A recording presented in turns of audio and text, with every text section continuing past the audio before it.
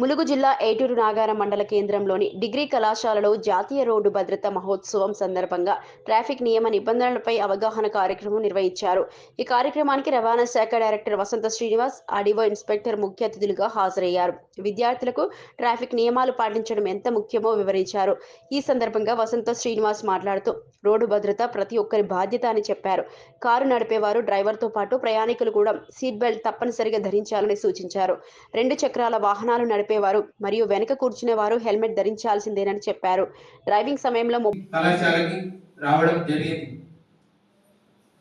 ఈరోజు యాక్సిడెంట్ ప్రపంచం మొత్తంలో కూడా మన ఇండియాలో మన యాక్సిడెంట్ చాలా 2వ స్థానంలో ఉన్నది. ఈ 2వ స్థానంలో ఉన్నది కానీ ఈ యాక్సిడెంట్ అయ్యే దాంట్లో కూడా యువత ఎక్కువ శాతం చనిపోయే వాళ్ళలో యువత ఎక్కువ శాతం చనిపోతున్నారు. యువత మనం ఈ రోజుల్లో ఇప్పుడు మనం చెడు అలవాట్లకి అలవాటు పడడం వల్ల ఇలాంటి చాలా జరిగిపోతున్నాయి. ఇలాంటివి జరగకుండా మనం ఈ రోజుల్లో విద్యా సైడు, చదువు సైడు మనం కాన్సన్ట్రేషన్ చేస్తే తర్వాత మనం లైఫ్ లాంగ్ మన లైఫ్ ఎంజాయ్ ఉంటుంది. ఇప్పుడు ఎంజాయ్ చేస్తే లైఫ్ లాంగ్ మన లైఫ్ కొద్దిగా మంచిగా ఉండదు. కావున మనం అర్థం చేసుకోవాలి.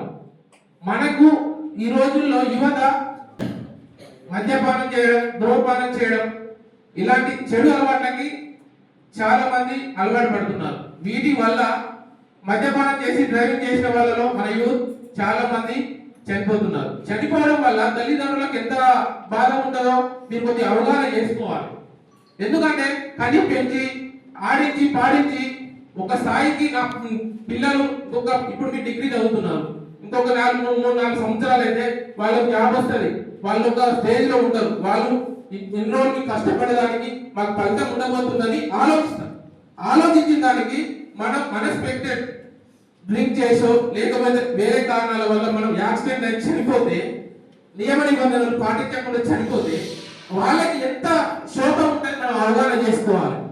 ఎందుకంటే కని పెంచి ఈ స్థాయికి తీసుకొచ్చారు.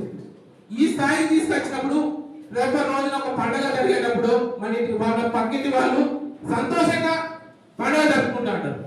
అలాంటి టైంలో మన అమ్మ నాన్న వాళ్ళు చాలా బాధపడతారు. నా కొడుకున్నా, నా కూతురున్నా, పెళ్లి అయిపోయినా కూడా నా కూతురు ఇప్పుడు ఇవాళ బతికుంటే నా ఇంటికి వచ్చి సంతోషంగా మేము గడిపే వాళ్ళని బాధపడ్డారు.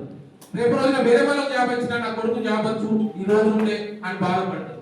ఇవన్నీ మనం అవగాహన చేసుకోవాలి.